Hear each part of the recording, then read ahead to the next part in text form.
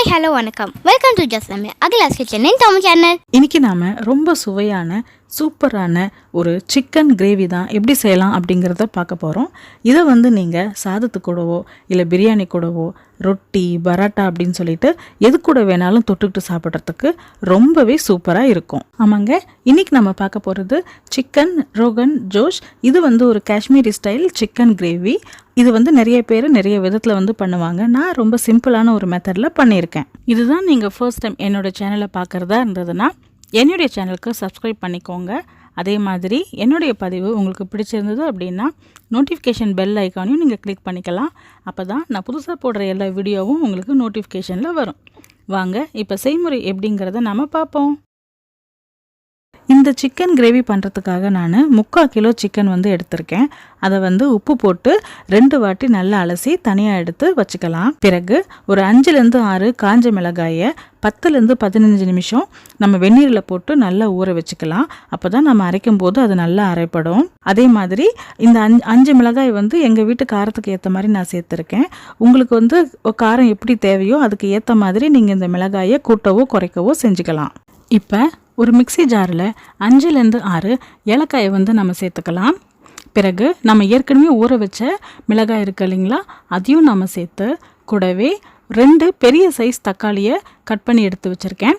அதையும் நம்ம சேர்த்து தண்ணி விடாமல் நல்லா மையாக அரைச்சி எடுத்துக்கலாம். இப்போ ஒரு பெரிய கடாயில் 2 டேபிள் ஸ்பூன் நெய்யை நம்ம சேர்த்துக்கலாம். நெய் கொஞ்சமாக சூடானதும் 1 டீஸ்பூன் ஜீரகம், 1 டீஸ்பூன் சோம்பு, பிறகு 3 பச்சை மிளகாயை நீளவாட்டில் கட் பண்ணி எடுத்திருக்கேன். அதையும் சேர்த்து லைட்டாக வதக்கிக்கலாம். இப்போ 2 பெரிய சைஸ் வெங்காயத்தையும் நீளவாட்டில் கட் பண்ணியிருக்கேன். அதையும் நம்ம சேர்த்துக்கலாம்.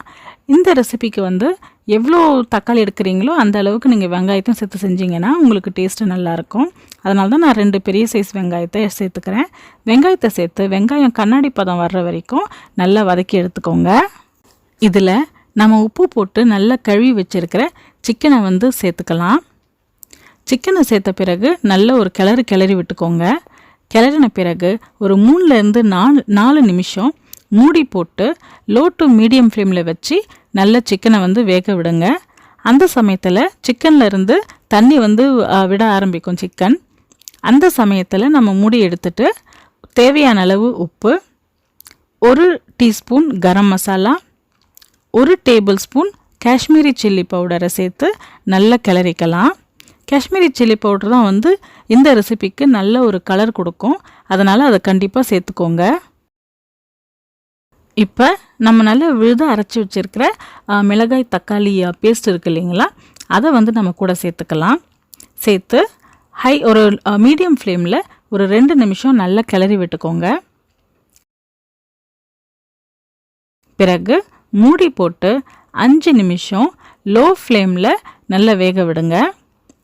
அப்போ பார்த்தீங்க அப்படின்னா கொஞ்ச நேரம், அதாவது 5 நிமிஷம் கழித்து பார்த்தீங்க அப்படின்னா உங்களுக்கு மேலே எண்ணெய் நல்லா மிதக்கிற மாதிரி வரும்.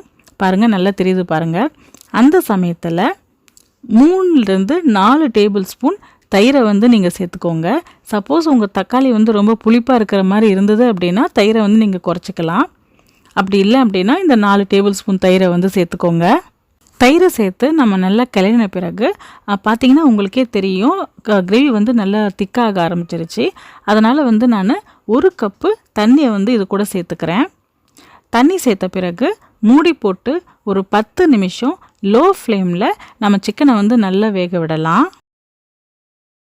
இப்போ பாருங்கள், 10 நிமிஷம் கழித்து நான் மூடியை திறந்த உடனே சிக்கன் நல்லா வெந்திருக்கு.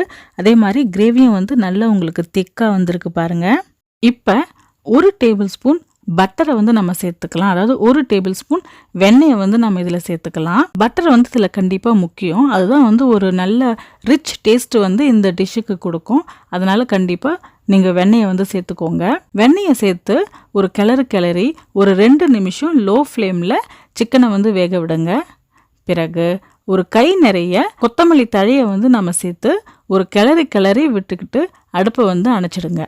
அவ்வளோதாங்க, நம்முடைய சூப்பரான சிக்கன் கிரேவி ரெடி ஆயிடுச்சு. நான் முன்னமே சொன்ன மாதிரி இந்த ரெசிப்பியை நிறைய பேர் நிறைய மெத்தடில் வந்து செய்வாங்க. நான் வந்து இஞ்சி பூண்டு விழுது சேர்க்காம தான் நான் செஞ்சுருக்கேன். உங்களுக்கு வந்து இஞ்சி பூண்டு விழுது சேர்க்கணும் அப்படின்னா 1 டீஸ்பூன் வெங்காயம் வந்து வதங்கும் போது நீங்கள் சேர்த்து பண்ணிக்கலாம். எப்படி செஞ்சாலுமே இந்த ரெசிபி வந்து ரொம்பவே சூப்பராக இருக்கும். இதை வந்து நீங்கள் சாதத்துக்கு, பிரியாணிக்கு, ரொட்டி, சப்பாத்தி, நானுன்னு சொல்லிட்டு எந்த மாதிரி டிஷ்ஷுக்கும் வந்து தொட்டுக்கிட்டு சாப்பிட்றதுக்கு ரொம்ப ரொம்ப டேஸ்ட்டாக இருக்கும். நீங்களும் இந்த ரெசிபியை வீட்டில் செஞ்சு பாருங்கள். செஞ்சு பார்த்துட்டு எப்படி வந்தது அப்படின்னு சொல்லிட்டு எனக்கு கமெண்ட் பண்ணுங்கள். இந்த வீடியோ உங்களுக்கு பிடிச்சிருந்ததுன்னா லைக் பண்ணுங்கள், ஷேர் பண்ணுங்கள் மற்றும் சப்ஸ்கிரைப் பண்ணுங்கள். அதே மாதிரி என்னுடைய வீடியோஸ் உங்களுக்கு நோட்டிஃபிகேஷன் வரணும் அப்படின்னா பெல் ஐக்கானை கிளிக் பண்ணிக்கோங்க. மீண்டும் வேறொரு புதிய வீடியோவுடன் உங்களை நான் சந்திக்கிறேன். அதுவரை வீடியோ பார்த்ததுக்கு மிக்க நன்றி.